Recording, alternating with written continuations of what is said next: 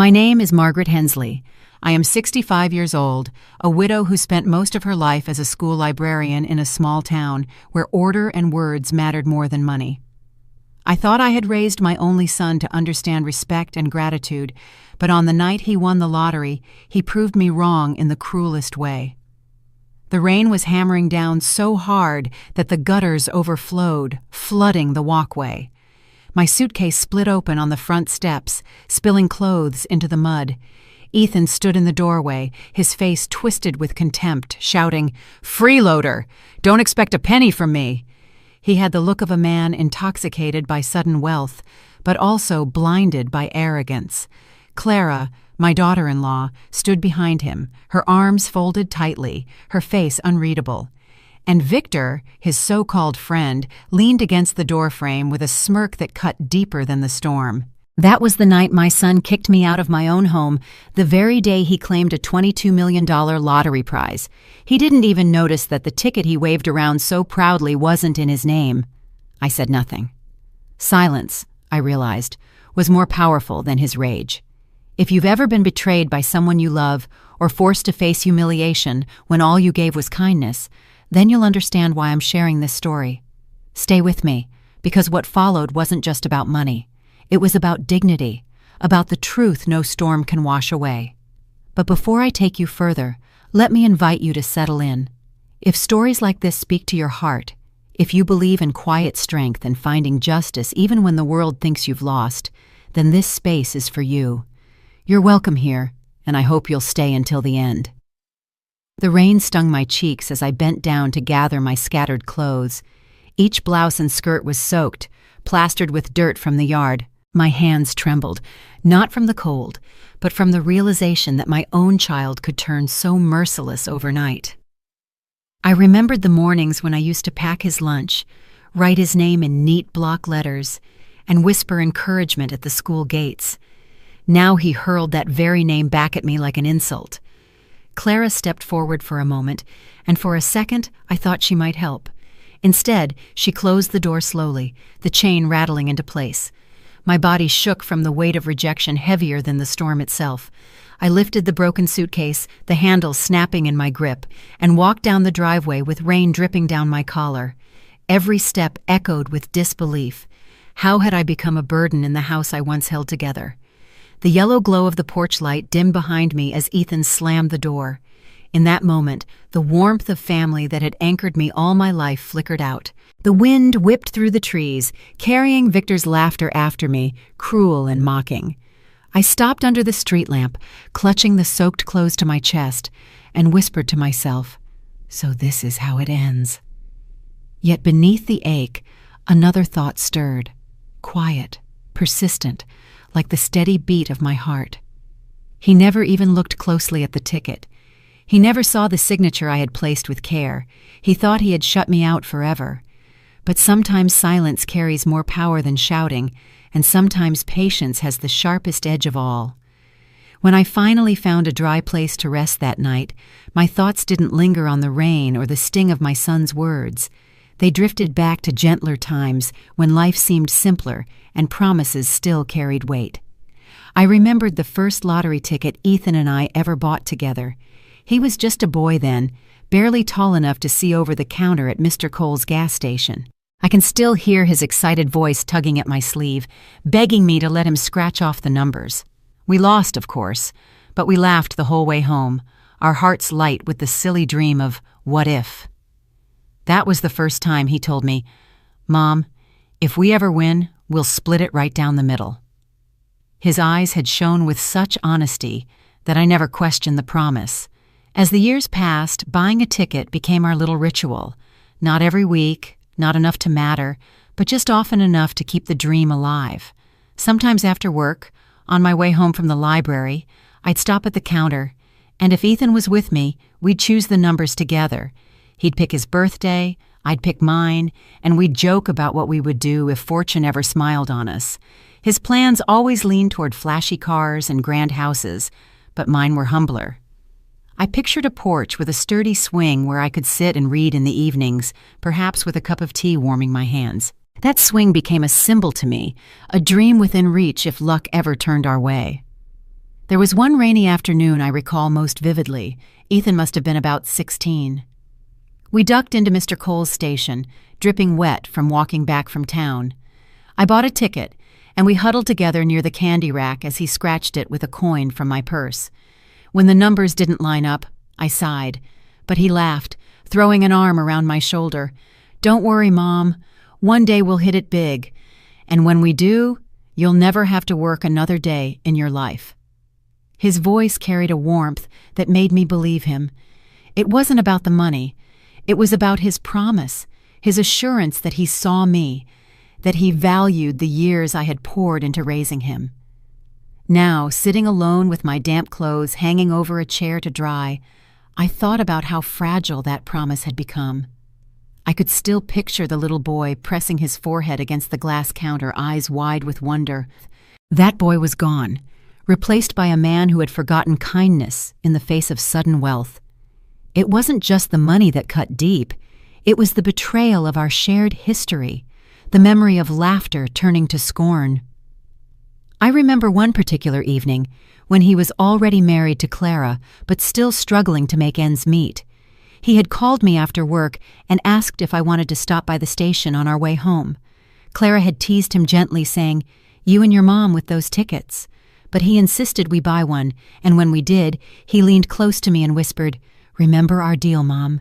Half and half, always." Clara smiled then, as though it was a harmless game, and I believed she found it endearing. I realize now that even then, perhaps, she thought differently. The lottery was never about riches to me.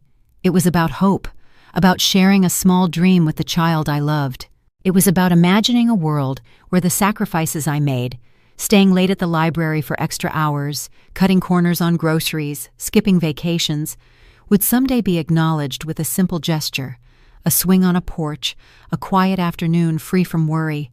I didn't crave luxury. I only wanted peace. But the night he pushed me out, I understood that the swing I dreamed of was never in his plans. To him, the lottery had become a weapon, a chance to sever ties rather than strengthen them. My heart broke less for the money than for the memory of that long-ago promise scratched into the surface of a cheap ticket, now shattered like the handle of my suitcase.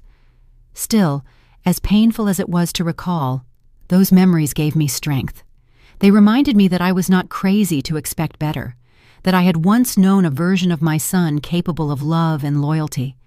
And they reminded me that somewhere in the noise of rain and contempt, there was still a truth waiting to be uncovered. Because promises, once made, leave a trace, like ink pressed into paper or a signature written on the back of a ticket. They cannot simply vanish, no matter how loudly someone slams the door. That night, as I lay awake listening to the storm fade into silence, I whispered to myself that I would not forget. I would not let the cruelty of one night erase the years of devotion I had given. I had more strength than Ethan realized. I had memory, I had resolve, and above all, I had the truth of a promise my son had made, spoken in a voice full of innocence and conviction. Whether he remembered it or not, I carried it with me, and I knew one day it would matter. The morning after that storm, I woke with a heaviness in my chest that had nothing to do with the damp room where I had spent the night. It was the weight of knowing that something fundamental had shifted in my son. For days afterward, I tried to tell myself that Ethan had simply been overwhelmed by excitement, that the cruelty in his voice had been a passing moment. But deep down, I sensed the change had already taken root long before the lottery ticket entered our lives. The signs had been there, subtle but undeniable. I remembered the way Ethan's eyes had started to wander when we sat together at the dinner table. He used to listen when I spoke about books or the students I worked with, but lately his gaze drifted toward the clock or his phone. Clara would place her hand over his, offering a glance that looked tender, but carried something sharper underneath, as if reminding him to stay focused on their own goals. And then there was Victor, always appearing at just the right time, whispering ideas into Ethan's ear with a grin that never reached his eyes. In the weeks leading up to that fateful night, I had noticed Clara's conversations grow shorter, more clipped. She avoided meeting my gaze when we crossed paths in the kitchen, and if I asked about her work or Oliver's school, she offered only the barest replies. Yet sometimes, in quieter moments, I caught her watching me with a softness she quickly masked. It was as though she was torn between loyalty to her husband and a flicker of doubt about the path he was choosing. I did not press her. I simply observed, carrying the unease in my chest. The day the winning numbers were announced, the television in the living room blared with excitement. The news anchor's voice boomed, announcing that the $22 million ticket had been sold at Mr. Cole's gas station on Main Street. My heart skipped. That was the very place Ethan and I had bought tickets together so many times. I looked toward him, expecting to see surprise or joy, but instead I caught a flash of something harder. His jaw tightened, his eyes darted toward Clara, and they shared a look that excluded me entirely.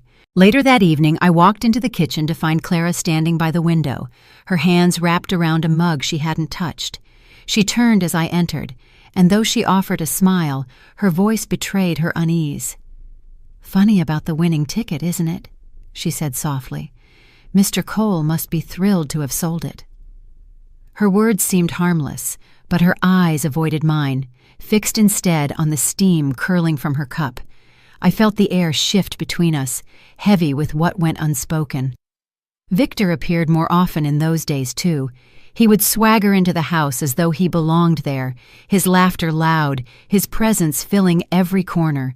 He slapped Ethan on the back, speaking in tones too low for me to catch. But his eyes always flickered toward me with a glint of disdain. I knew the type. I had seen boys like him growing up. Opportunists who thrived on planting ideas and fanning greed. My son, once so eager to please, seemed spellbound by his attention. What troubled me most was not the noise of their conversations, but the silence that followed whenever I entered the room. Ethan, who once shared every detail of his life with me, now offered only half-smiles and vague remarks. He no longer sought my advice, no longer included me in his plans. Clara began setting the table with 3 plates instead of 4, as if forgetting I still lived there. Oliver, sweet boy that he was, seemed to sense the tension. He would glance at me with worried eyes, slipping his small hand into mine when no one was looking, as though trying to anchor me in the storm his parents refused to acknowledge. That evening, when the rain returned and the television once again reminded us of the winning ticket, I watched Ethan closely. His fingers tapped against the armrest, his knee bouncing with restless energy. He leaned toward Victor, who whispered something that made them both grin, and I felt a chill crawl up my spine. It wasn't joy I saw on my son's face. It was hunger, sharp and unrelenting. I tried to speak with him, gently reminding him of the ritual we once shared, the promises made in laughter and innocence. But he waved me off, saying, "Mom, that was kid stuff. Things are different now." The words stung, not because of what he said, but because of the finality in his tone. It was as if he had closed a door between us that I could no longer open. That night, I sat in my room and listened to the muffled voices drifting from the living room. Clara's tone was hushed, hesitant, while Victor's carried a confidence that rang like steel. Ethan's voice rose and fell, a mix of excitement and agitation. I pressed my hand against my chest, feeling the steady thrum of my heart, and told myself that something was wrong. I couldn't yet name it, but I knew I was standing on the edge of a truth that would soon reveal itself. Looking back, I realized those days were the turning point. The news broadcast, the hushed conversations, the sidelong glances, all were warning signs I tried to ignore. I wanted to believe that love could hold us together, that the boy who once shared his dreams with me was still somewhere inside the man sitting in that living room. But as I closed my eyes that night, I felt the first cracks spreading through the foundation of trust we had built, cracks that no amount of silence could mend. It was 2 mornings after the news broadcast that I noticed something wrong in the kitchen. The refrigerator had always been my quiet bulletin board, covered with Oliver's drawings, recipes clipped from magazines, and little reminders I wrote to myself. In the center, held by a small red magnet shaped like a smiling sun, had been the lottery ticket. I had placed it there weeks earlier, not because I believed it would change my life, but because it was our ritual.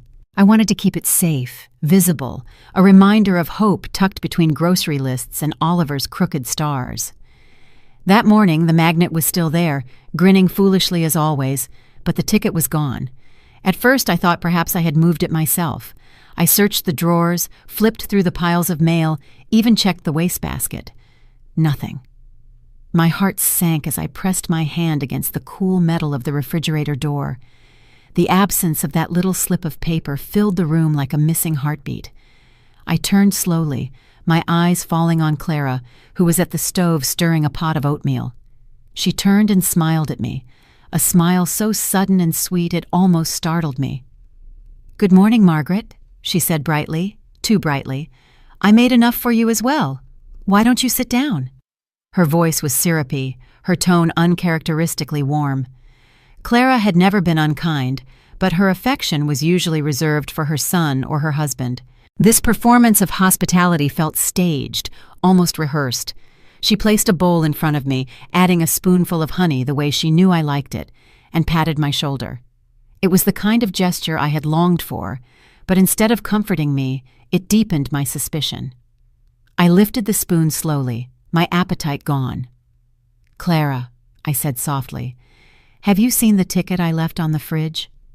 Her eyes flickered, just for a fraction of a second, before she answered. "Oh, that old thing? I thought you tucked it away somewhere safe." She returned to the stove without waiting for me to reply. My stomach knotted. I knew her well enough to recognize when she was concealing something. That tiny slip of hesitation told me more than her words ever could. The rest of the day passed in a strange haze.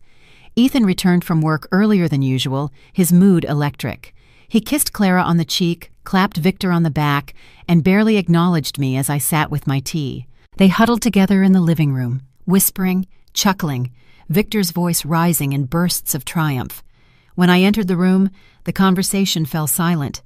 Ethan smiled at me, a smile I had never seen before, sharp, cold, almost predatory. "Mom," he said casually, "we're thinking of celebrating this weekend. Maybe a dinner out, maybe something bigger. You'll see." His words were vague, but the gleam in his eyes told me everything. He thought the future had already been decided. He thought the winning numbers were his to claim. I looked at Victor, lounging on the sofa with his shoes still on, and saw the satisfaction written across his face. The ticket was gone, but the magnet on the refrigerator mocked me, its painted grin daring me to question what I already knew. That evening, Clara invited me to join them at the table for dinner. She poured me a glass of wine without my asking, and she laughed at Ethan's jokes as though nothing were wrong. She even asked about my day, leaning forward as if eager to hear my answer. It should have been a moment of warmth, but all I could feel was the chill of betrayal creeping closer. Their gestures were too deliberate, too synchronized, like actors in a play that excluded me from its script. As I sat there, pushing food around my plate, my gaze drifted toward Oliver. He sat quietly, his fork moving slowly, his eyes flicking from his parents to me. He seemed to sense the tension, his small shoulders stiff, his lips pressed into a thin line. When our eyes met, he gave me a look that was both protective and worried, as though he understood more than a child should. I wanted to reach out, to reassure him, but the silence between us was thick with secrets. After dinner, I excused myself and returned to my room. I sat on the edge of the bed, staring at the floor, trying to calm the racing of my thoughts. The missing ticket weighed heavily on me, more than the storm that had driven me out days before. I thought about the promises made in laughter years ago, the rituals we once cherished, and the swing I had dreamed of. All of it now seemed fragile, dangling by the thread of a single piece of paper. I knew then that the game had already begun, though I had not chosen to play. They had taken the ticket, convinced themselves of their victory, and expected me to remain silent, powerless. But silence does not always mean defeat. Sometimes it means watching, waiting, listening. Sometimes it means gathering strength in stillness until the moment arrives to speak. That night, as the house settled into quiet, I rose and returned to the kitchen. The red magnet still clung stubbornly to the refrigerator, its painted smile unbothered by the betrayal unfolding around it. I reached out and pressed it flat against the door, feeling the cool metal beneath my palm. I whispered to myself, "This is not the end." And in the darkness, with the magnet as my witness, I began to see the faint outline of a path forward. The announcement came on a Friday evening, sudden and theatrical, as though Ethan had rehearsed it in his head 100 times. I was sitting in the living room, my knitting needles in hand, when he strode in with Clara at his side and Victor trailing behind like a shadow. Ethan's smile was wide, his chest puffed out with a pride that seemed too large for the walls of the house. He held a glass of whiskey, raising it as if he were already standing on a stage. "We did it," he proclaimed, his voice booming. "We hit it. $22 million. The room went quiet for a heartbeat before Victor erupted in laughter, clapping Ethan on the back. Clara forced a smile, her eyes flicking toward me only briefly before settling on the floor. My needles stilled in my lap, the yarn pooling like a forgotten thread. I looked at my son, the man I had raised from a boy with scraped knees and second-hand shoes, and I could not recognize him in that moment. His triumph was a stranger's. "We?" I asked softly, my voice barely louder than a whisper. "Yes, Mom," Ethan said, but the word carried no warmth. "We, as in Clara, Victor, and me. We're the ones who will decide what to do, how to spend it. Finally, we can live the life we deserve." His smile grew sharper as he took a long sip from his glass. He never once acknowledged me as part of that future. The "we" did not include me. I pressed my hands against the yarn in my lap, grounding myself. I remembered all the promises made years ago, the afternoons in Mr. Cole's shop, the childish declarations that we would share everything. But those memories seemed like faded photographs now, edges curling, colors drained. My silence must have unsettled him, because Ethan's smile faltered for a moment before he added, "Of course you'll be taken care of, Mom. You don't need to worry about anything."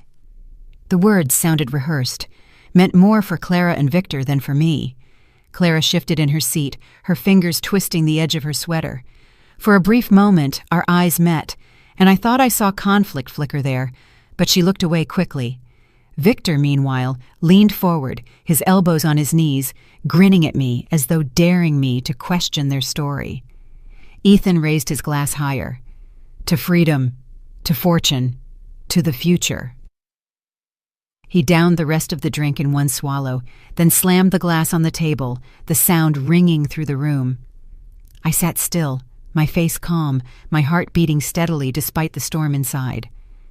I wanted to ask him if he remembered the promises, if he remembered the nights we dreamed not of mansions or cars, but of a porch swing and peace.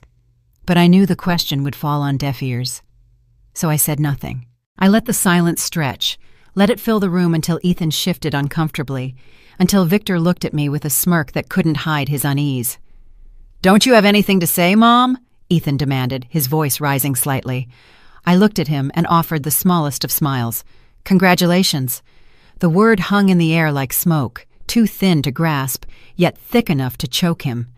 His jaw tightened, and for the briefest second, doubt clouded his eyes.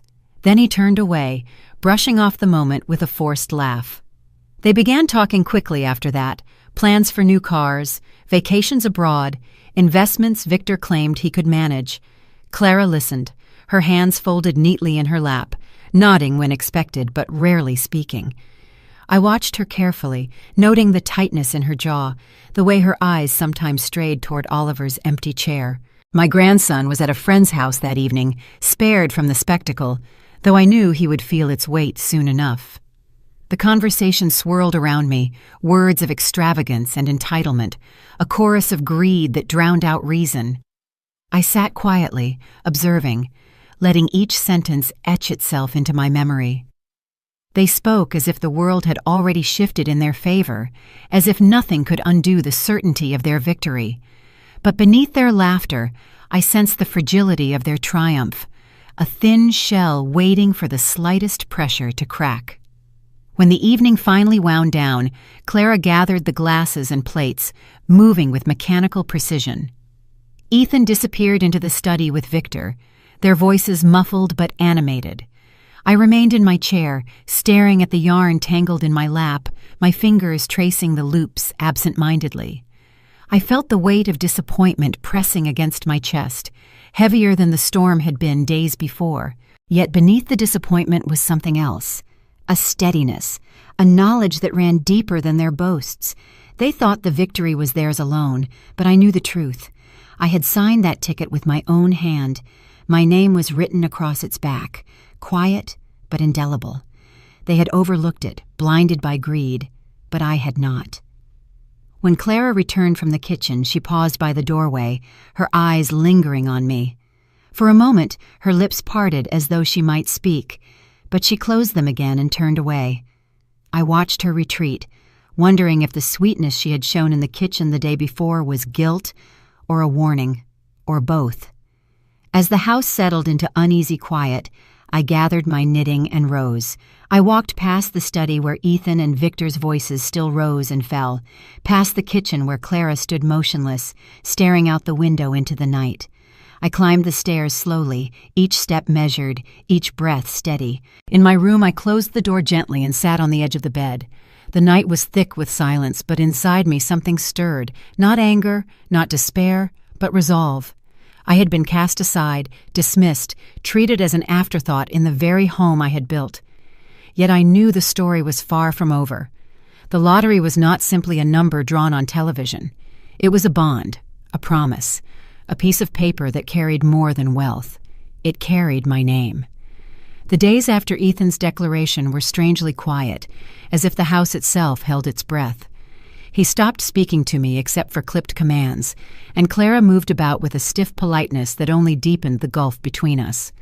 One morning I awoke to the sound of footsteps and muted voices. I pulled aside the curtain and saw a moving truck parked by the curb. My son was carrying boxes, his head bent low, his movements hurried.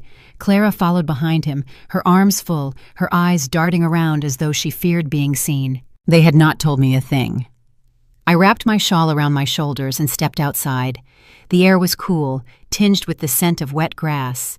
Mrs. Turner, my neighbor for nearly 30 years, stood at the edge of her driveway, watching with narrowed eyes. She leaned on her cane, her thin frame braced against the morning wind. When she noticed me, she shook her head slowly. "They didn't even bother to say goodbye," she murmured, her voice carrying across the space between us. I nodded, though my throat felt tight. I watched as Victor barked orders to the movers, pointing with a cigarette clutched between his fingers. Ethan glanced at me once, then looked away quickly, his jaw set. It was as though I had already been erased from their story, a burden packed away with the things they no longer needed. Mrs. Turner shuffled closer. "You don't deserve this, Margaret," she said firmly. "I've seen the way you've carried that family on your back for years. This is no way for a son to treat his mother." Her words warmed me, though they also stung. I hated that others could see my humiliation so plainly. I turned back toward the house, and that's when I noticed Oliver. My grandson stood a little apart from the chaos, clutching his backpack. His eyes searched for me, and when they found mine, he slipped something from his pocket and held it tightly in his hand. As the movers bustled around him, he darted toward me with the kind of quickness only a child could manage. He pressed a small folded note into my palm and whispered, "Grandma, you're the real key." His voice trembled, but his eyes were steady. Before I could respond, Clara called his name sharply, and Oliver scurried back to her side. I slipped the note into my sleeve, my heart pounding. The words echoed in my mind as I watched them load the last of the boxes into the truck. The engine roared to life, and in moments they were gone. The driveway, once filled with the laughter of birthdays and holidays, stood empty. I returned to my kitchen, the silence pressing against me like a weight. I sat at the table and unfolded the note with trembling fingers. The letters were uneven, written in the careful hand of a 12-year-old, but they carried more strength than any declaration of victory my son had made. "Grandma, you're the real key." I traced the words with my fingertip, tears welling in my eyes. He knew. He had seen what others overlooked. In his simple way, he reminded me that I was not powerless, that my place in this story was far from over. Later that afternoon, Mrs. Turner knocked gently on my door. She brought a small plate of cookies, still warm, and sat with me at the table. "You have people who care," she said softly. "Don't let him make you forget that." Her presence was a balm, a reminder that family is not always defined by blood, but by those who choose to stand beside you. As evening fell, I sat by the window holding Oliver's note close to my heart. The house was emptier now, but in the quiet, I felt a flicker of strength. I thought about the sacrifices I had made, the nights I stayed late at the library, the meals I skipped to save money for Ethan's school trips, the dreams I had shelved to give him chances I never had. Those sacrifices were not erased by his cruelty. They lived in me, in the memories of the boy he once was, and in the love of a grandson who saw more clearly than the adults around him. When darkness settled fully, I lit a single candle on the table. Its flame flickered against the walls, casting long shadows. I whispered to myself, "This is not where my story ends." For the first time in many days, my chest loosened, and I felt the faintest smile tug at my lips.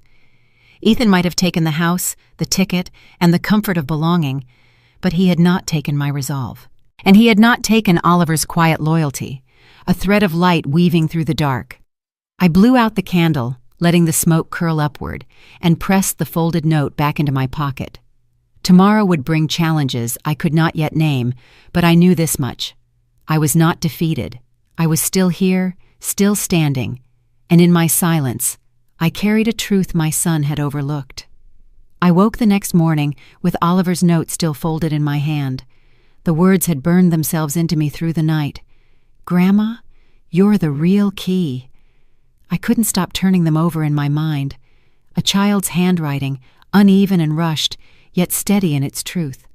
I sat at the kitchen table with a cup of tea growing cold, staring at the window where the dawn light filtered through. That was when a memory surfaced so clearly, it felt as though it had been waiting for me all along. Weeks earlier, after buying the ticket at Mr. Cole's gas station, I had turned it over in my hand. Something had urged me, an instinct, perhaps years of caution from managing every bill and record on my own after my husband's death. Without much thought, I had pulled out a pen from my purse and signed my name on the back of the ticket in my neat librarian's script. Margaret Hensley. I remembered the steady press of the ballpoint ink, the certainty of my letters. At the time, it seemed like nothing, a small act of habit, but now it struck me with the force of revelation. My name was there. Not Ethan's, not Clara's, not Victor's. Mine. I set the cup down, my hands trembling, not from fear, but from the realization of what it meant. That ticket, wherever they kept it now, bore my mark. The law recognized that mark. For all their arrogance and declarations, they had overlooked the simplest truth. Ownership was not just in possession, but in proof. I rose from the table and walked to my desk, pulling open the drawer where I kept old receipts and letters. I rummaged through them until I found a faded envelope addressed to me in my late husband's hand. I traced his writing with my finger, steadying myself with the memory of his presence. He had always told me to trust my instincts, to believe that my careful ways would protect me when the world grew unkind. He had been right. I pulled out a notebook and began to write. I wrote the date of purchase, the time, the place. I wrote about Mr. Cole, who had rung up the sale, about how I had stood at the counter and signed the back of the ticket before slipping it into my purse. I wrote every detail I could recall, no matter how small, because memory fades, but ink preserves. When I looked down at the page, I felt steadier, as though I had anchored myself to something immovable. The house was quiet, but in my mind I could still hear Ethan's voice ringing with triumph, declaring, "We did it." I thought about his face, so sure of himself, and I almost pitied him. He believed possession was enough. He believed that by raising his glass and surrounding himself with people who fed his ego, he could rewrite the truth. But the truth doesn't bow to arrogance. It waits, silent and patient, until the moment it is called upon. By mid-morning, I found myself walking to the small community library where I had worked for decades. The building was the same, though I was no longer employed there. Inside, the smell of paper and ink greeted me, and I sat at one of the wooden tables with my notes. I pulled a law handbook from the shelf, one I had recommended to students many times, and flipped through the pages. I read about contracts, signatures, the binding weight of written names. The more I read, the more certain I became. That ticket was not just a slip of paper, it was a signed document. And my signature gave it life. I spent hours there, scribbling in my notebook, cross-referencing passages. Each confirmation built upon the next, like bricks forming a wall. By the time the sun shifted low in the sky, I knew what I carried. I was not simply a mother betrayed by her son. I was the rightful owner of the very thing he boasted about. On my way home, I passed Mr. Cole's station. The bell over the door chimed as I stepped inside. He looked up from behind the counter, his lined face breaking into a kind smile. "Margaret," he greeted, "haven't seen you in a bit." I returned his smile faintly. "You might not remember, but I bought a ticket here a while back. Do you happen to recall it?" He scratched his chin thoughtfully. "You mean the one with all the excitement lately?" "Yeah, I sold that ticket. You signed it right here at the counter. I remember because you told me you always signed them for safety." My heart swelled at his words. "Would you be willing to confirm that, if it ever came to it?" "Of course," he said without hesitation. "You've been a loyal customer for years. I'd stand by what I saw." I thanked him and left the store, the late afternoon sun casting long shadows on the pavement. For the first time in days, I felt taller, my steps firmer. The betrayal still stung. The loss of my home still ached. But now I had something they could not take away. Proof. That night, I sat again at my kitchen table, Oliver's note before me, and my own notes stacked neatly at my side. I whispered aloud, "Grandma, you're the real key." He had known more than I realized.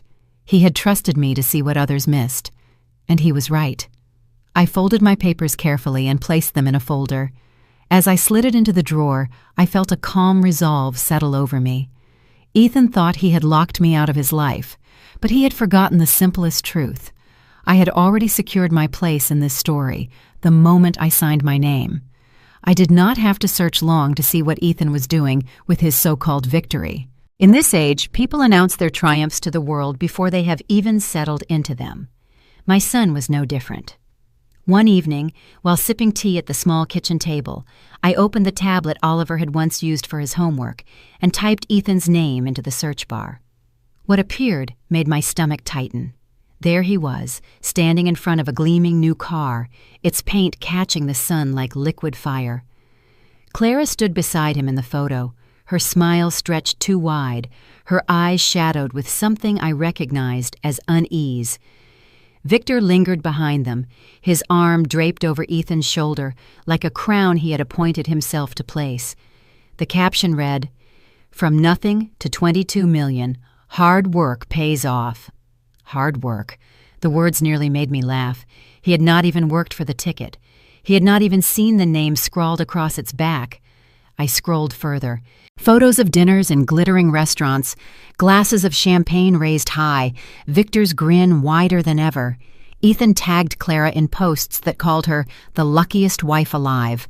In one video, he even called me out by name, his tone dripping with scorn.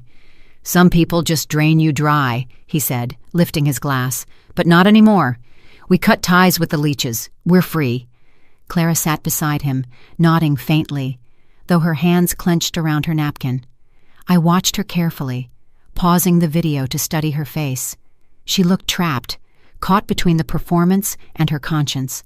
The comments below the posts were full of strangers congratulating them, marveling at their sudden wealth. No one knew the truth. No one saw the ticket in my hand, my signature pressed firmly into the paper. To the world, I was invisible, erased from the narrative my son crafted with Victor's encouragement. But invisibility can be powerful. When no one sees you, they do not realize you are watching, listening, gathering. What stung most was not Ethan's arrogance, but Oliver's fleeting appearances. In one photo, he stood at the edge of the frame, shoulders hunched, eyes downcast. He looked so out of place amid the glittering glasses and forced smiles, a child swallowed by a world too sharp for his age. My heart ached to reach through the screen and pull him close, to remind him he was not alone in seeing through the facade. I closed the tablet, but the images lingered. Ethan with his glass raised high, Victor whispering in his ear, Clara caught between loyalty and guilt, Oliver fading into the background. It was a gallery of betrayal disguised as celebration. Yet I felt no despair. Instead, I felt the slow, steady burn of resolve. Each boast was another brick in the wall they built around themselves, a wall I knew would soon collapse under the weight of truth. The next day, as I walked through the neighborhood, Mrs. Turner called me over. She had seen the photos too, shared through the grapevine of gossip that always runs quicker than the wind. "He's showing off," she said with a sigh.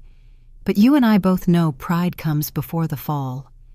She patted my hand, her eyes kind but firm. "Don't let his words cut you down. People like him don't understand that life has a way of balancing itself." Her reassurance stayed with me as I returned home. I sat at the table again, opening my notebook where I had recorded the details of my purchase. I added more now, screenshots of Ethan's posts, dates, captions, the cruel words he had spoken about me. Evidence, I reminded myself. Every careless boast he made publicly was another thread tying him to his own undoing. That evening, as the sun dipped below the horizon, I found myself staring at Oliver's note once more. "Grandma, you're the real key." He had known. He had seen what his parents could not admit. I imagined him at those dinners, watching the adults laugh too loudly, drink too much, boast too freely. I imagined his small hands folded under the table, clutching the truth like a secret too heavy to share. My heart swelled with both sorrow and pride. I knew then that I could not allow Ethan's story to stand unchallenged. He was writing a false narrative for the world to applaud. But I had the real story, signed in ink and carried in silence. For years, I had lived quietly, sacrificing for him, believing that patience and love would be enough. Now I understood that silence must be sharpened, must become the blade of justice rather than the shield of submission. Before bed, I scrolled through his feed once more. Another post had gone up, Ethan in a designer suit, Clara by his side, Victor grinning like a fox. The caption read, "This is just the beginning. We deserve every cent." I stared at the words until they blurred, then set the tablet down with care. They believed the beginning was theirs alone. But I knew better. The beginning was mine too, and the ending would not be what they imagined. I turned off the light, lying awake with the moonlight spilling across the room. My heart no longer beat with humiliation or grief. It beat with certainty. I had what mattered most, and they could not erase it with photographs, dinners, or cruel words. The truth waited quietly in my drawer, in Mr. Cole's memory, in Oliver's note, and in the steadiness of my resolve. The world might not know it yet, but the day would come when their boasting would be silenced, and my name would be spoken clearly for all to hear. After days of silence and watching from a distance, I decided to return to the oldest parts of my home, to the places where memories lingered even when people tried to erase them. I pulled open the oak dresser in my bedroom, its drawers creaking with age, filled with scraps of my past. Letters from my husband, photographs of Ethan as a boy, receipts carefully folded from years when every penny counted. I searched not only for comfort, but for something tangible, something that could anchor my memory to evidence. It was in the bottom drawer, under a stack of yellowed envelopes, that I found a small packet of photographs. Most were of birthdays and school concerts, moments I had captured to remind myself that our life, though modest, was still full of joy. As I flipped through them, one photograph slipped free, its glossy surface catching the light. My breath caught.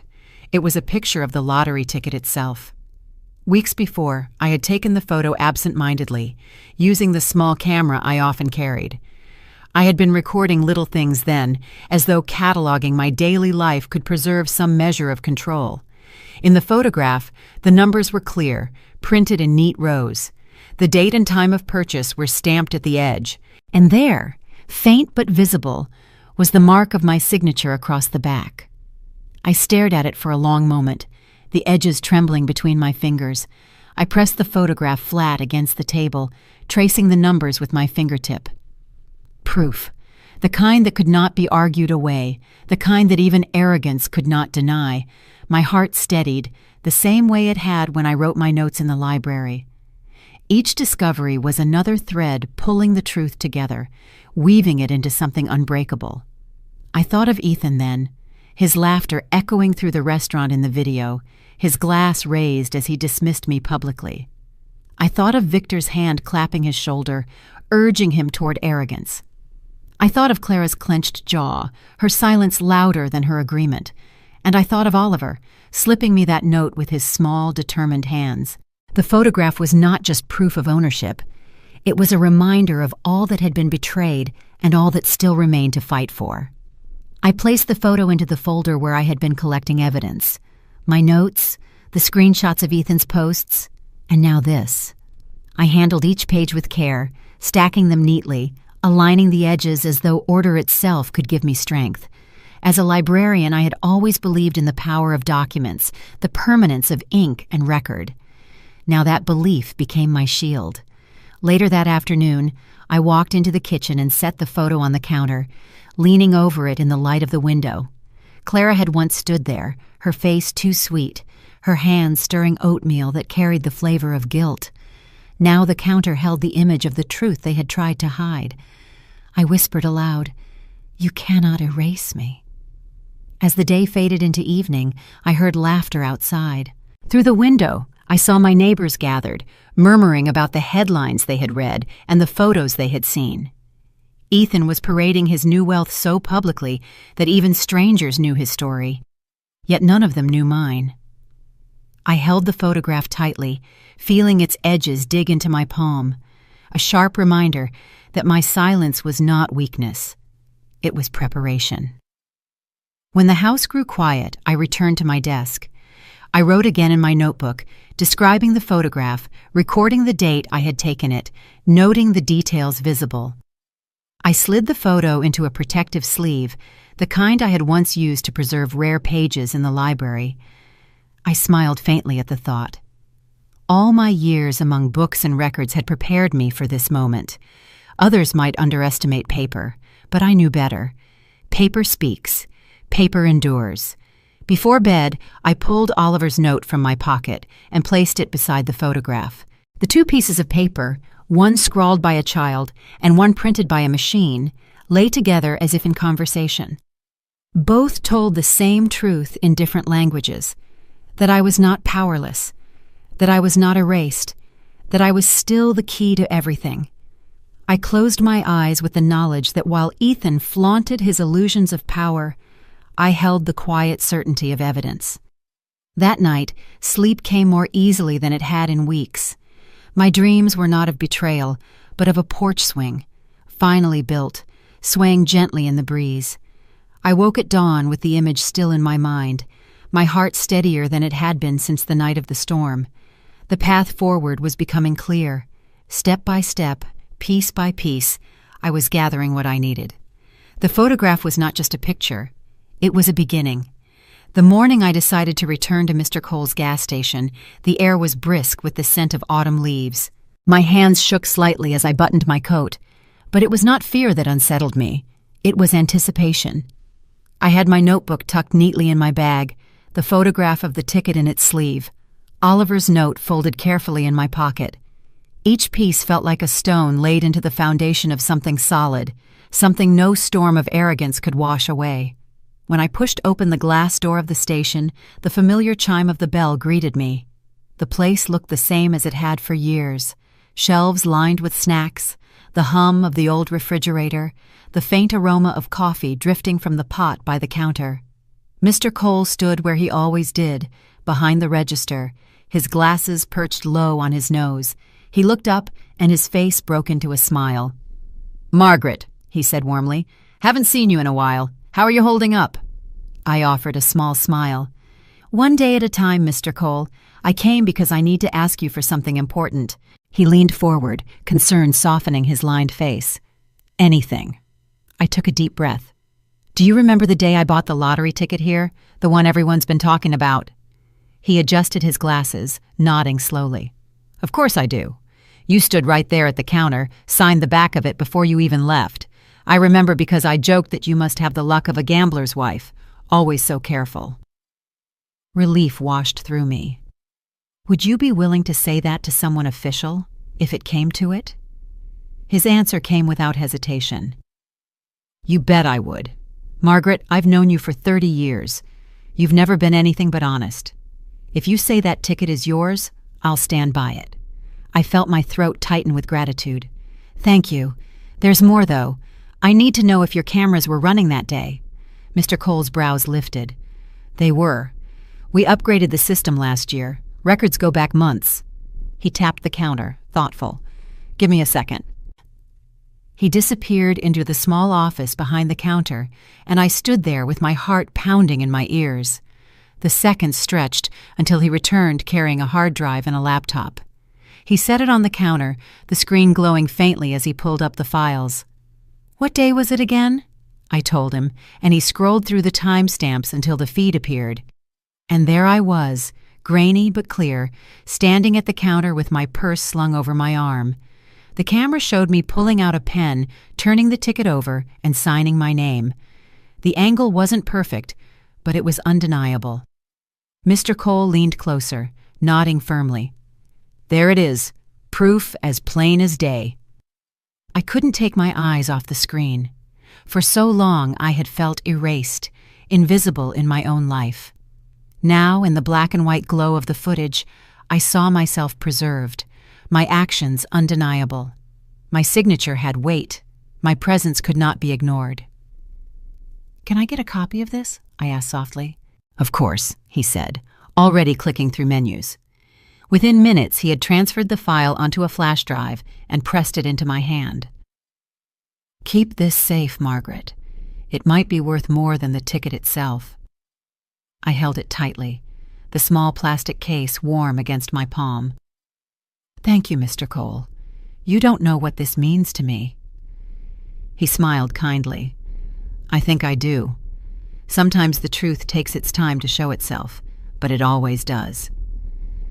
I left the station with the drive tucked deep in my pocket, the autumn wind cool against my face. For the first time in weeks, my steps felt lighter. The road stretched out before me, lined with trees whose leaves burned orange and gold in the sunlight. Each leaf drifting down reminded me that endings can be beautiful when they lead to something new. When I reached home, I sat at my kitchen table and placed the flash drive beside the photograph of the ticket and Oliver's note. 3 small objects, each unassuming on their own, but together they formed a story no one could refute. I laid my hand over them, feeling their quiet strength, and whispered, "You tried to erase me, Ethan, but I am still here." That evening, I opened my notebook and added another entry. I described my visit to the gas station, the way the footage clearly showed my hand signing the ticket, the certainty in Mr. Cole's voice. I wrote down the timestamp, the date, every detail that could matter. Then I slid the flash drive into the protective sleeve with the photograph, sealing them together. The house was quiet, but inside me there was a steady hum, like the low rhythm of a drum beat before a march begins. I thought again of Ethan's boasting online, of Victor's grin, of Clara's silence, and of Oliver's eyes filled with more truth than any adult around him. They believed their performance would stand unchallenged, but I had gathered the unseen chorus of evidence, each note stronger than their noise. Before bed, I returned once more to the drawer where I kept the folder. I placed it gently inside, closing the wood with care. The sound of it sliding shut was like the closing of a chapter, but not the book itself. That was still being written. I stood by the window, the moonlight spilling across the floor, and I let the silence wrap around me, not as loneliness, but as strength. Silence was no longer my prison. It was my preparation. I knew I could not carry the burden of this truth alone forever. Evidence mattered, yes, but evidence needed a voice stronger than mine, someone who could shape it into a force no one could deny. That was how I found myself walking up the stone steps of a modest law office on the edge of town, my folder clutched tightly against my chest. The sign above the door read, Grace Miller, Attorney at Law. I had heard of her before, A woman with a reputation for fairness and precision, someone unshaken by intimidation. Inside, the office smelled faintly of polished wood and fresh paper. A receptionist greeted me kindly and led me into a sunlit room where Grace sat behind a desk piled neatly with files. She looked up as I entered, her dark hair pulled into a tidy knot, her expression sharp but not unkind. "Mrs. Hensley," she said, rising to shake my hand. "Please, sit down. What brings you to me today?" Her tone was professional, but there was something in her eyes that made me feel I could trust her. I opened my folder with trembling hands and slid the photograph across the desk. "I need help," I said quietly. "This ticket is mine. My son has taken it, claimed it as his, and pushed me out of my own home. But I signed it. I bought it, and I have proof." Grace studied the photo for a long moment, then looked back at me. "Go on," she said. I told her everything. About the storm, about Ethan's words at the door, about Clara's sudden sweetness, about Victor's smirks. I described the disappearance of the ticket from the refrigerator door, the false celebration, the online boasts, the cruel video where Ethan dismissed me as a leech. Then I spoke of Oliver's note, the photograph of the ticket, and finally, the visit to Mr. Cole's station, the footage that showed me signing my name. I laid the flash drive on her desk like a final card in a game I had never asked to play. Grace listened without interrupting, her pen moving swiftly across a legal pad as I spoke. When I finished, the silence between us was steady, thoughtful, not dismissive. She leaned back in her chair, steepling her fingers. "Mrs. Hensley," she said firmly, "what your son has done is not just immoral, it's criminal. He has attempted to pass off your property as his own. That is fraud. And the act of taking the ticket itself, if you did not give it to him freely, can be considered theft." Her words landed with a clarity I had not dared to speak aloud.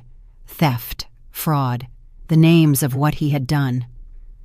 I felt my breath catch in my throat, but instead of breaking me, the weight of those words steadied me. Grace reached for the flash drive, sliding it into her computer. The footage appeared, grainy but undeniable. She watched carefully, then nodded. "This is strong evidence.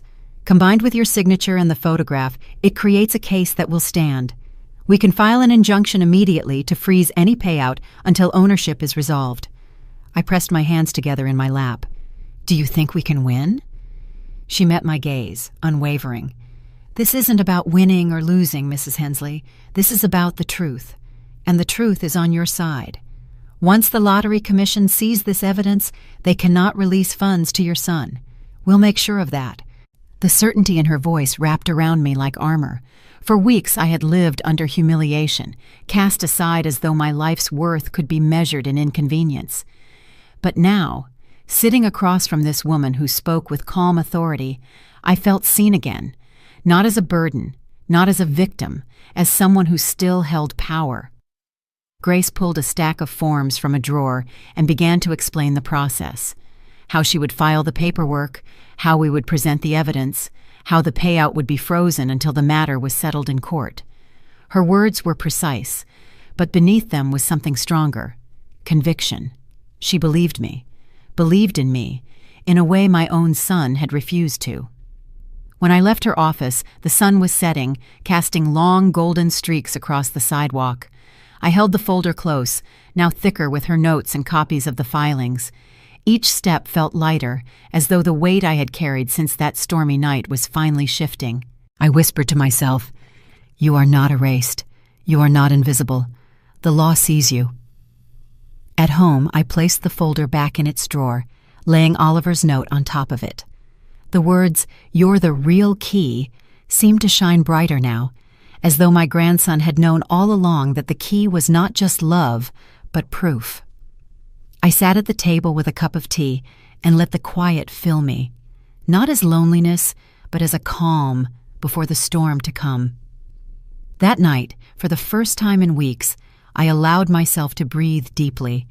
Ethan thought the victory was his, parading his wealth for strangers to applaud. But while he flaunted, I built. While he boasted, I gathered. And now, with Grace at my side, the foundation of truth was no longer fragile. It was strong, steady, ready. The call from Grace came 2 mornings later, crisp and direct. "It's done," she said. "The Lottery Commission has been notified. The payout is frozen until the court decides ownership. Your son will find out soon enough." Her words echoed in my ears long after we hung up. For the first time since that stormy night, I felt the ground beneath me steady, as though justice had begun to stir awake. I didn't have to wait long to see the effects. That afternoon, while walking back from the library with a book tucked under my arm, I passed the cafe on Main Street. Through the glass, I caught sight of Ethan and Victor sitting together. Ethan's phone was in his hand, his expression twisted in disbelief. He shook the screen as if the device itself had betrayed him. Victor leaned over, his face darkening, and I could almost hear his voice, sharp and angry. Clara sat across from them, her eyes wide, her coffee untouched. I stopped just outside, hidden partly by the awning. Ethan's voice carried even through the glass. "Declined? What do you mean, declined? There's $22 million waiting, and my card just got rejected." His fist struck the table, rattling the cups. Victor hissed something back, his grin gone, replaced with the look of a cornered man. Clara pressed her hands together in her lap, her gaze flicking between them, and for a brief moment her eyes lifted toward the window. They landed on me, though I don't think she truly saw me. She looked through me, dazed, as if waking from a dream that had turned sour. I walked away before they could notice me, but the image stayed with me. The first cracks had begun to show. Pride had carried them this far, but pride does not pay the bills. That evening, Clara called me. Her voice trembled. "Margaret, I don't know what's happening. Ethan says there's some kind of mistake with the lottery office. The money isn't coming through. Do you know anything about it?" I let her words hang in the air for a moment before answering. "Sometimes the truth takes time to surface," I said quietly. "Sometimes it waits until people have shown who they truly are." There was silence on the other end, broken only by a faint, shaky breath. "I didn't know he'd go this far," she whispered, her voice breaking. "I thought it was just excitement. I never wanted this." I didn't comfort her. Not yet. Some lessons must settle on their own. The following day, reports spread quickly. Ethan had tried to access the funds, only to be told that a legal claim had been filed. Neighbors whispered, gossip traveled faster than the wind, and soon even Mrs. Turner knocked on my door. "He's in a fury," she said, lowering her voice. "Word is he shouted at the bank teller until security asked him to leave." She shook her head. "I've lived long enough to know money can't buy peace. It can only reveal character." That night, Oliver came to see me. He slipped away from his parents, knocking softly at my door. When I opened it, he stood there with his backpack slung over one shoulder, his eyes brimming with worry. "Grandma," he said, "Dad's really mad. He keeps yelling at Mom and Mr. Victor. He said someone froze the money." I crouched down so we were eye to eye. "Oliver," I said gently, "sometimes grown-ups make choices that lead them into storms. But storms pass. You don't have to be afraid of the thunder." He nodded slowly, then reached into his pocket and pulled out another scrap of paper. This one simply read, "I believe you." My throat tightened as I hugged him close, his small body shaking against mine. The next morning, I saw Ethan himself. He stormed up my walkway, unannounced, his face red, his movements frantic. "What did you do?" he shouted, not bothering with greetings. "Don't play innocent with me. You know something about this. They froze the money, Mom. The bank says there's an investigation. You ruined everything." I stood in the doorway, steady as stone. "I did nothing but live my life," I said calmly. "If there is an investigation, then perhaps it is because the truth is finally speaking." His eyes blazed with fury, but behind the fire, I saw fear. Victor had hung back at the curb, his expression dark, his phone pressed to his ear as though calculating his next move. Clara stood further away, arms crossed, her face pale. She did not defend him this time. She simply watched, her silence cutting deeper than any words could.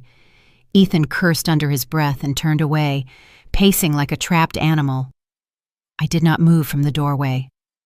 I let him feel the weight of his own panic, the collapse of his illusion. When they left, the silence that followed was sweeter than any victory song.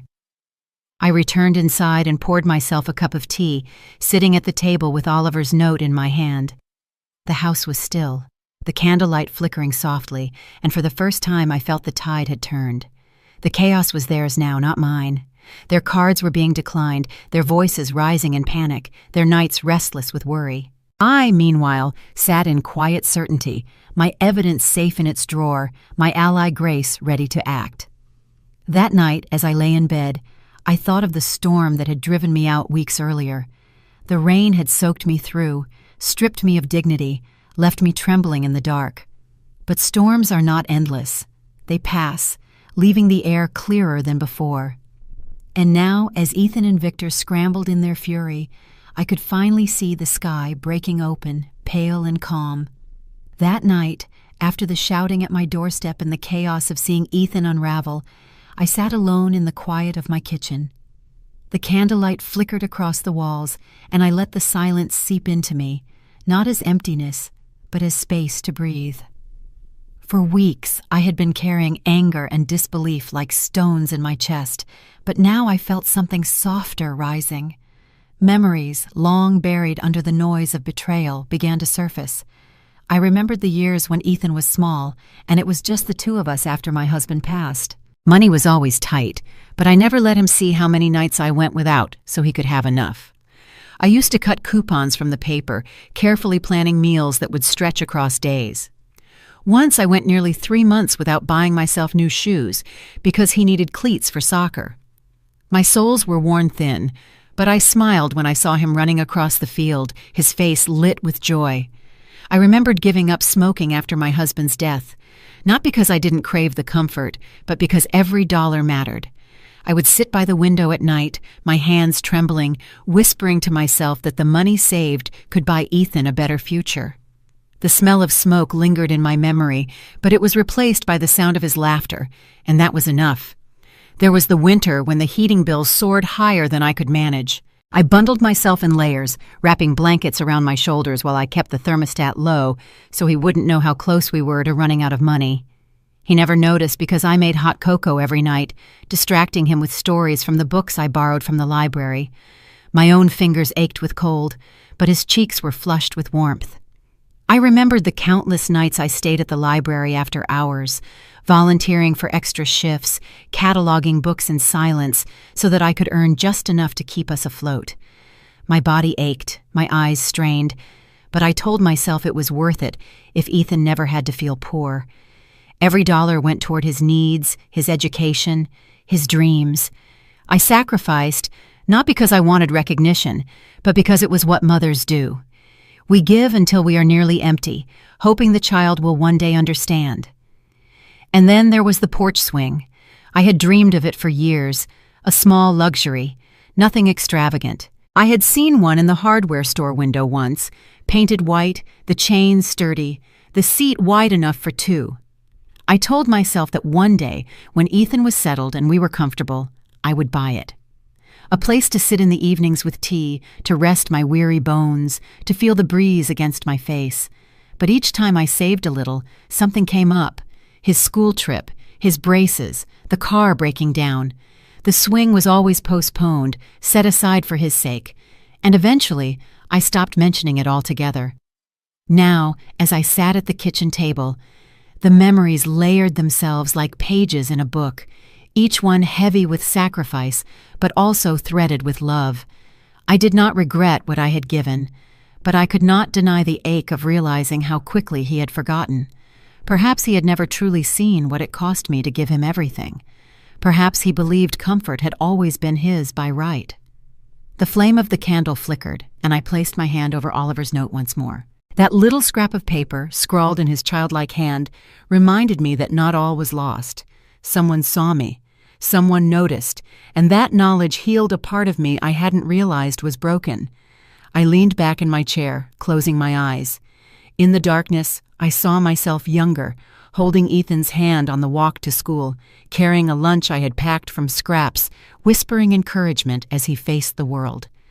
I saw myself sitting in the bleachers at his games, cheering louder than anyone, even when the cold seeped into my bones.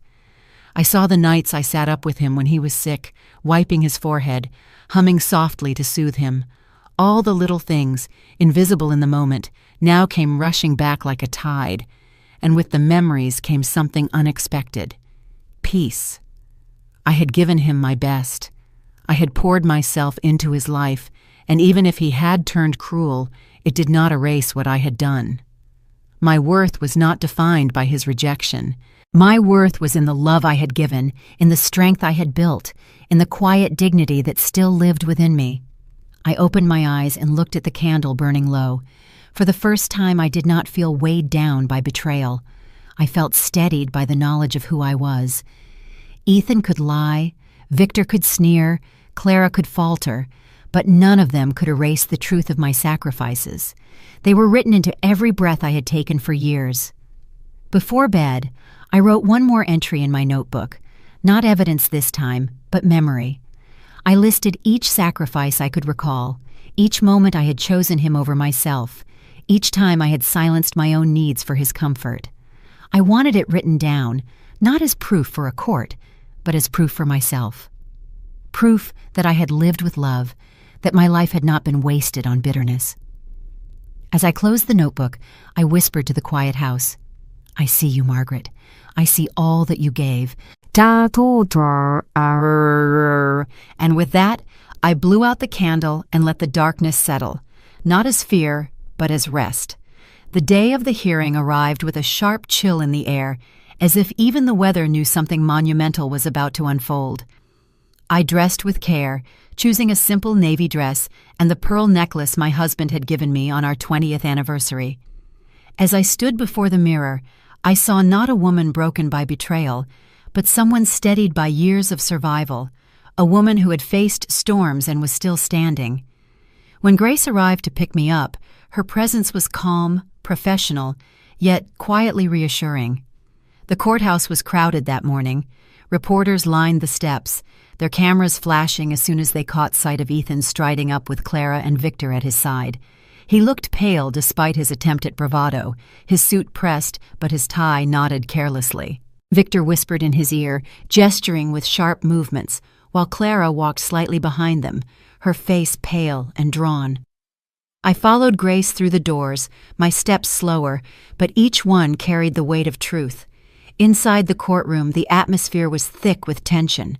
The judge presided from the bench, her expression stern, her gavel resting firmly at hand.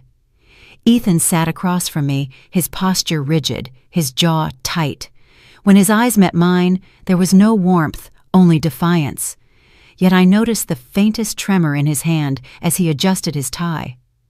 Clara sat beside him, her shoulders hunched, while Victor leaned back in his chair as though the outcome was already written in his favor. Grace rose to speak, her voice steady and precise. She laid out the evidence carefully, piece by piece, the signed ticket, the photograph, the screenshots of Ethan's public boasts, and finally, the footage from Mr. Cole's camera. The room grew quiet as the video played on the screen. There I was, clear enough to recognize, standing at the counter with my purse on my arm, signing the back of the ticket before slipping it into my wallet. The timestamp glowed in the corner. Mr. Cole had provided a statement as well, affirming what the footage showed. When the video ended, the silence in the room was deafening. Ethan's face drained of color, his mouth slightly open as though he could not believe what he had just seen. Victor shifted in his seat, his confidence faltering. Clara stared at the table, unable to lift her eyes. The judge leaned forward, her voice sharp. "The evidence is conclusive. The rightful owner of the winning lottery ticket is Mrs. Margaret Hensley. The commission is hereby ordered to release payment to her and her alone. Any claims made by Mr. Ethan Hensley are without merit." She struck the gavel, the sound echoing through the chamber like a final sentence. For a moment, the world seemed to hold still. Then whispers spread across the courtroom, reporters scribbling furiously, cameras clicking. Ethan slumped back in his chair, his face crumpling as the reality settled over him. Clara pressed her hands to her face, tears spilling silently. Victor stood abruptly, muttering curses under his breath as he stormed out of the room. Grace placed a steady hand on my shoulder, guiding me forward. Reporters crowded the hallway as we stepped out, their microphones thrust toward me, their voices overlapping with questions. How does it feel to win? What do you want to say to your son? What will you do with the money? I paused, lifting my chin. The flash of cameras illuminated the hallway, but I did not shy away. My name is Margaret Hensley, I said clearly. This ticket bore my signature from the very beginning. Today is not about fortune. It is about truth. No amount of money can heal the wounds of betrayal, but truth can bring dignity back to those who have been cast aside.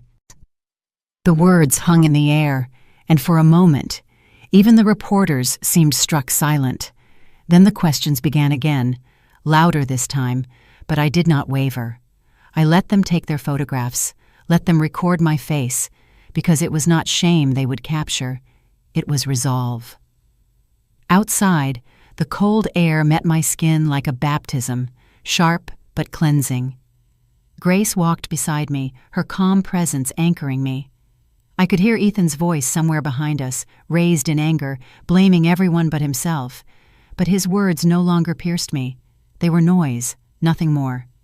As we reached the steps, one reporter called out, "Mrs. Hensley, what comes next for you?" I paused again, looking out at the sea of cameras and microphones. "What comes next is life," I said softly. "A life lived with honesty, with peace, with gratitude. I cannot undo what has been done, but I can choose how to move forward, and I will move forward with dignity." Grace guided me to her car, and as we drove away, the courthouse shrinking in the distance, I pressed Oliver's note in my pocket. His words echoed once more. "Grandma, you're the real key." And now the world had seen it too. That evening, when I returned home, Mrs. Turner was waiting on my porch with a smile. She embraced me tightly, whispering, "Justice has a way of finding those who deserve it."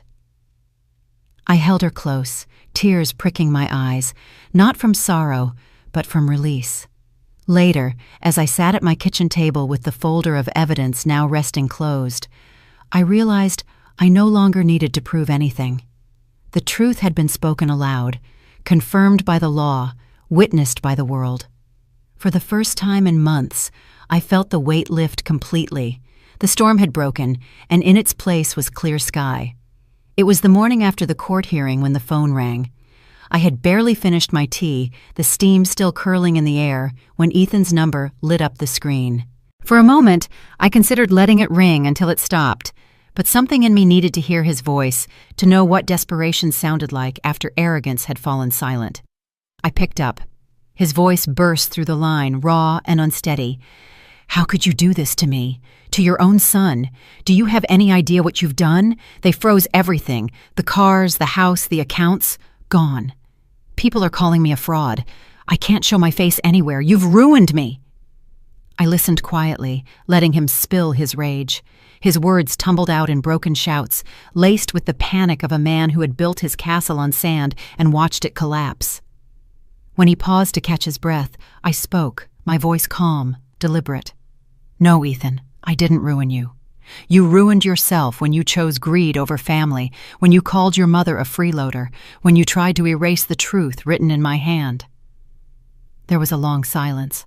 Then his voice cracked, no longer full of anger but tinged with something almost childlike. I thought you'd just stay quiet. I thought you'd forgive me like you always have." I closed my eyes, memories flooding back of all the times I had forgiven him, when he lied about missing homework, when he squandered money I had given him for bills, when he broke promises and left me waiting. I had always let it go, always told myself he was still learning, but he was not a boy anymore. He was a grown man who had chosen betrayal. "Forgiveness is not silence," I said softly, "and silence is not consent. You mistook my patience for weakness, Ethan. That was your mistake." His breathing grew ragged, and then the words spilled out again, faster, more frantic. "Mom, please. You don't understand. Victor's gone. He left me the moment the money was locked up. Clara won't even speak to me. She looks at me like I'm a stranger. I have nothing. Please, help me. You can fix this. You can give me something. Anything." I let his pleas wash over me, my heart heavy but no longer broken. There was sorrow, yes, but also clarity. "Do you remember," I asked, "the nights I skipped dinner so you could eat? Do you remember the cleats I bought when I wore shoes with holes? Do you remember the winters when I wrapped myself in blankets so you could have heat? I gave you everything I had, Ethan, and when fortune finally touched us, you chose to throw me into the rain." He was silent again, and I could hear him swallowing hard on the other end of the line. His voice came back smaller, stripped of pride. "I don't know what to do." I took a deep breath, steadying myself. "You will live with the choices you've made. That is not my burden anymore. But know this, I have not closed the door entirely on family. I have set aside something, not for you, but for Oliver, a trust fund in his name. He will not pay for your mistakes. He will have the chance to grow with honesty, to build without deceit. That is my final gift to this family." The silence that followed was absolute, heavy with disbelief. When he finally spoke, his voice broke. "For Oliver, not for me." "For Oliver," I said firmly, "because he still carries truth in his heart, because he has seen what you could not." His breath hitched, and I thought I heard the faintest sob before he covered it with anger again. "You've chosen him over me." "No," I replied gently. "I chose what was right. You chose what was wrong. Those choices are yours to live with, not mine." For a long moment, neither of us spoke. The line crackled softly, carrying the weight of years between us. Finally, I said, "Goodbye, Ethan." And before he could respond, I ended the call. I sat at the table for a long while afterward, the phone resting silent beside me.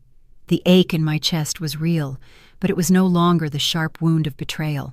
It was the steady ache of acceptance, the kind that comes when you realize you cannot rewrite someone else's story, only your own. Later, I walked outside to the porch, the autumn air cool against my face. The trees swayed gently, their leaves falling one by one, and I thought of all I had carried, all I had given, and all I had finally let go. My son had called me in desperation, and I had answered not with bitterness, but with truth. And in that truth, I found my freedom. In the days after Ethan's desperate call, the unraveling of his world came swift and merciless, like dominoes falling one after another. Word spread quickly through town that the Lottery Commission had recognized my claim, and with that recognition, every deal Ethan had boasted about collapsed. The house he had signed papers for was pulled from under him before the first key touched his hand. The dealership repossessed the car he had paraded in front of his friends, leaving him stranded with nothing but debt. I heard much of it through neighbors, through Mrs. Turner, who always seemed to know the rhythm of gossip before it reached the papers. "Contracts voided," she told me one morning, shaking her head as we stood in the yard. "Even the friends who toasted him last week won't take his calls now." Her words carried no malice, only the sober observation of someone who had lived long enough to know that pride rarely survives its own fall. Victor, too, revealed his true nature. For months he had been Ethan's shadow, whispering promises of investments, urging him to cut me out, stoking the fire of arrogance. But the moment the payout froze, Victor vanished. He stopped answering Ethan's calls, leaving him floundering without guidance. Some said they saw Victor driving out of town with a suitcase in his trunk, his laughter loud at the gas station, as if he had won something after all. Ethan was left abandoned by the very man who had convinced him he was invincible. Clara, meanwhile, grew quieter by the day. Once she had stood at Ethan's side, smiling for cameras and nodding at his boasts. Now she walked the streets with her head lowered, her face pale with shame. More than once, she came close to my door, only to turn back at the last moment. I saw her from the window once, standing at the curb with Oliver's hand in hers, tears slipping down her cheeks as she whispered to him, Oliver looked up at her with the weary eyes of a child who had seen too much, and then he looked toward my house, his gaze steady, as though he knew where safety still lived. Ethan's anger only grew. He shouted at neighbors who no longer returned his greetings. He slammed doors, cursed Clara, even raised his voice at Oliver. I knew this because Mrs. Turner told me she had heard the echoes from across the street, her face heavy with disapproval. "It's all coming apart," she said, her cane tapping against the porch rail. "He's losing everything, and he doesn't even see it's his own doing." I did not rejoice in his suffering, though part of me felt a grim sense of balance. Life has a way of evening debts, and Ethan was learning that truth the hard way. Still, a mother's heart cannot help but ache, even when justice is deserved. I thought of the boy he once was, the boy who laughed in Mr. Cole's shop, the boy who promised to share his winnings with me. That boy was gone, replaced by a man undone by his own greed. One evening, Clara finally came to my door. Her eyes were red, her hands trembling as she clutched Oliver close. "I don't know how much more I can take," she whispered. "He blames everyone but himself. He shouts, he drinks, he talks about leaving town to escape the shame. Margaret, I don't know what to do." I looked at her for a long moment, then at Oliver, who pressed closer to her side. "You do what you must to protect your son," I said quietly. "Oliver deserves better than to be raised in the shadow of anger and lies." Clara's tears fell harder then, and she nodded. She didn't ask for forgiveness, but her eyes begged for understanding. I gave her a small nod, enough to let her know she was seen. She left soon after, but Oliver turned once at the gate and gave me a look that told me he understood more than words could carry. The news soon reached me that the bank had canceled every line of credit Ethan had opened. The restaurants that once welcomed him with champagne now closed their doors. The people who had called him a success story now crossed the street to avoid him. His collapse was not just financial, but social, every layer peeling back until he stood exposed, alone in the emptiness he had created. One night, as I sat on my porch with the autumn wind rustling through the trees, I thought about the way life had shifted. The swing I had once dreamed of was still not built, but the vision of it felt closer now, not because of money, but because of peace. Ethan's downfall was not my triumph, it was his lesson. And while he wrestled with the rubble of his choices, I held steady with the knowledge that truth had protected me. I whispered into the night, as though speaking to the memory of my husband, "It's not vengeance, it's balance, and balance was always bound to come." The leaves rustled in agreement, and I sat quietly until the stars filled the sky. The knock came just after sunset. I had been sitting in the living room with a book open in my lap, though my eyes hadn't touched the page for some time. The sound was heavy, almost desperate, rattling through the quiet house. I rose slowly, already knowing who it was. When I opened the door, the porch light fell across Ethan and Clara standing side by side. Their faces were drawn, shadows under their eyes, the weight of failure heavy on their shoulders. Clara's eyes were red from crying, and she clutched Oliver's small hand as though it were the only anchor left to her. Ethan, on the other hand, looked worn but defiant, his posture stiff, his voice trembling as he spoke. "Mom, please, we have nowhere else to go. Everything's gone. The house, the car, even Victor's disappeared. We don't have money for food. Just, please, let us in." Oliver stood between them, silent. His gaze moved from his father to me, then back again. For a moment, the world seemed to hold its breath. I saw in his eyes the innocence of a child who wanted family, but also the wisdom of someone who already understood too much. Clara's voice cracked as she stepped forward. "Margaret, I know I was wrong. I stood by when I should have spoken. I let him treat you the way he did, and I didn't stop it. I don't expect forgiveness. But please, at least think of Oliver. He needs stability. He needs you." Her tears glistened in the porch light, and I could feel the raw honesty in her words. Ethan's voice rose, a mix of shame and pleading. "We're family. You can't just turn your back on us. I know I said things, terrible things, but I didn't mean it. I was caught up. I thought I had everything, and now I have nothing. Please, Mom, Please don't shut me out." The words hung in the night air, trembling like leaves in the wind. I looked at him, at the son I had raised, at the man who had called me a freeloader and thrown me into the storm. I remembered every sacrifice, every meal skipped, every sleepless night, every hope I had carried for him. I remembered, too, the cold rain dripping down my face as he slammed the door against me. That memory lived inside me like a scar, and it would not be erased by desperation. I turned my gaze to Oliver.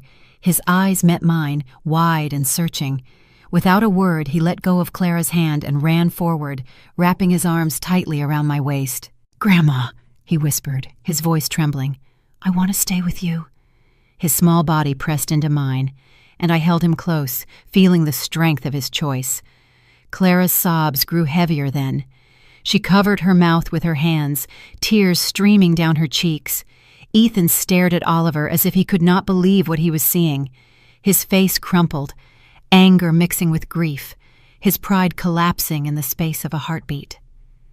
I stroked Oliver's hair gently, then looked at Clara. "You are welcome to find your way, Clara. You can choose to change.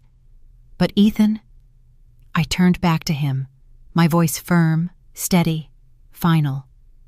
"You chose your path the night you pushed me out. I cannot let you back in. Not now. Not ever. Some doors, once closed, must remain closed." Ethan's lips parted as if to argue, but no sound came. The silence stretched, broken only by Clara's quiet sobs. He looked at me, at Oliver clinging to me, at the door that stood between us. And then, with a shuddering breath, he lowered his head. I tightened my hold on Oliver and stepped back. My hand found the edge of the door, and I met Ethan's eyes one last time. "Goodbye," I said softly. Then I closed the door. The click of the lock echoed in the stillness, a sound both heavy and liberating. On the other side, I heard Clara's muffled cries and Ethan's footsteps retreating into the night. Oliver pressed closer into me, and I kissed the top of his head.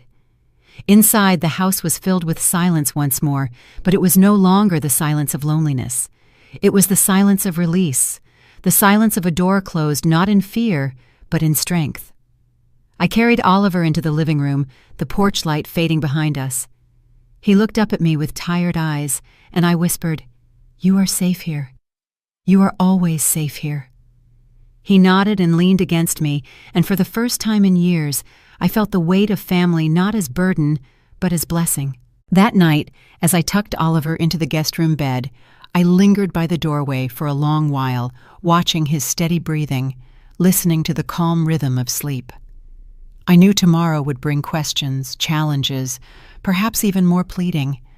But I also knew this: the toxic hold Ethan had over me was broken. I had given my goodbye, and there would be no turning back. I returned to my own bed, the house still and quiet around me. As I closed my eyes, I felt no bitterness, only the profound peace of finality. Some storms end not with thunder, but with silence, and in that silence, I finally found rest. The morning after I closed the door on Ethan, the world felt new. The air was crisp with the promise of winter, the kind that stings your cheeks but clears your lungs. I stepped outside with a cup of tea in my hands and looked at the porch that had so long stood empty. For years, I had dreamed of a swing there, a place where I could rest and watch the seasons change. That dream had always been postponed, sacrificed for Ethan's needs, shelved like a book left unread. But now the porch was no longer empty. A carpenter had come the week before, and a sturdy white swing hung there, chains gleaming in the sunlight. I lowered myself onto the seat, feeling the wood smooth beneath me, the steady creak as it shifted with my weight. I let the swing move gently, back and forth, carrying me in its rhythm. For the first time in decades, I felt the small luxury of sitting without guilt, of allowing myself something that was mine alone. The screen door creaked behind me, and Oliver appeared, rubbing sleep from his eyes, his hair tousled. He padded over, still barefoot, and climbed onto the swing beside me. His small frame pressed against mine, and together we moved with the rhythm of the chains. He carried a folded paper in his hand, and without a word, he placed it in my lap. It was the note he had given me before, creased and worn now from being carried too long. The words still glowed on the page. "Grandma, you're the real key." I looked at it for a long time, my throat tightening, and then I placed my arm around him. "You were right, Oliver," I whispered, "and you reminded me of it when I had forgotten." He leaned his head against my arm and sighed, the sound soft and steady. "I just wanted you to know I believed you," he said, "even when they didn't." Tears pricked my eyes, but they were not bitter tears. They were the kind that come when wounds begin to close. "Belief is a powerful thing," I told him. "Sometimes it's the only thing that carries us through." The sun began to rise, casting a golden glow across the yard. Mrs. Turner shuffled by on her morning walk, her cane tapping against the pavement. She lifted her hand in a wave, her smile wide and proud. I waved back, and in her eyes I saw not just neighborly kindness, but recognition.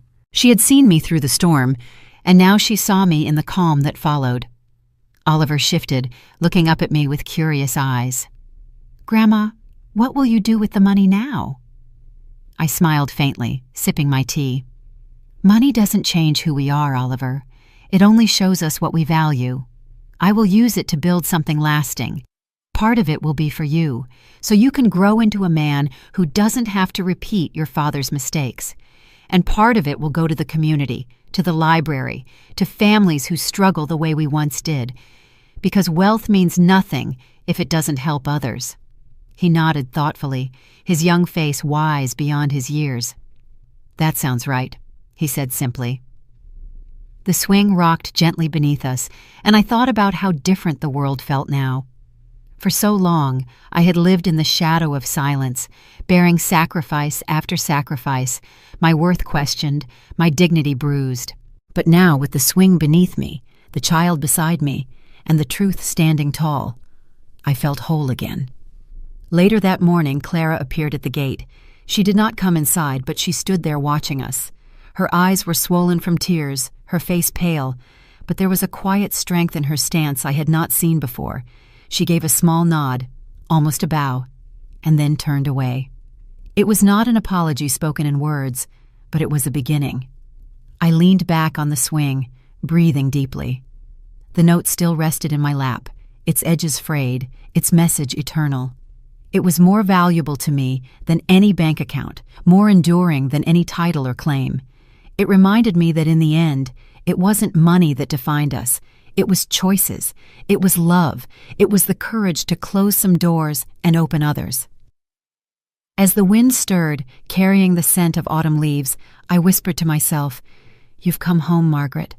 Not to a house, but to yourself." The chains creaked softly as the swing carried me forward and back, and Oliver's laughter drifted into the morning air, and in that moment I knew the storm had passed for good.